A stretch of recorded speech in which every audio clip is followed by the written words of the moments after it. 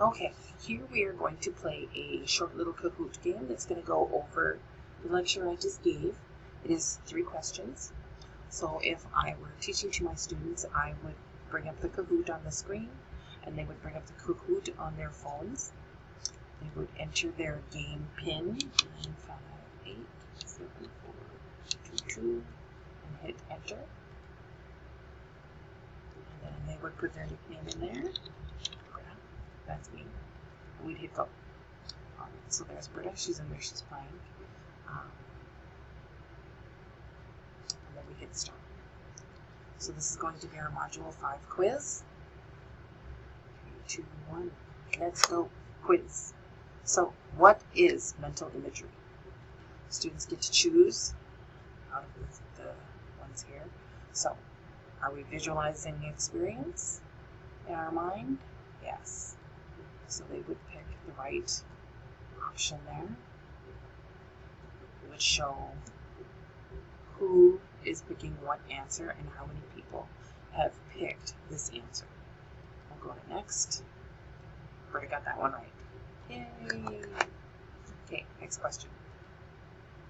Quiz. In simulation, our client complained of chest pain. What task is a priority? This is going to get their critical thinking skills flowing. Do we want to give her a bath, send her to x-ray, relieve her chest pain, order her supper? What's our priority here? Well, I think it's going to be relieving her chest pain. And of course, that's the correct answer. So, next. There go the points. Yay! Next. True or false? An ethics statement is a representation of who a person is in relation to his or her beliefs. This is true. This is true. So, there we go. We got it correct. Yay! Next. That's it. I won first place.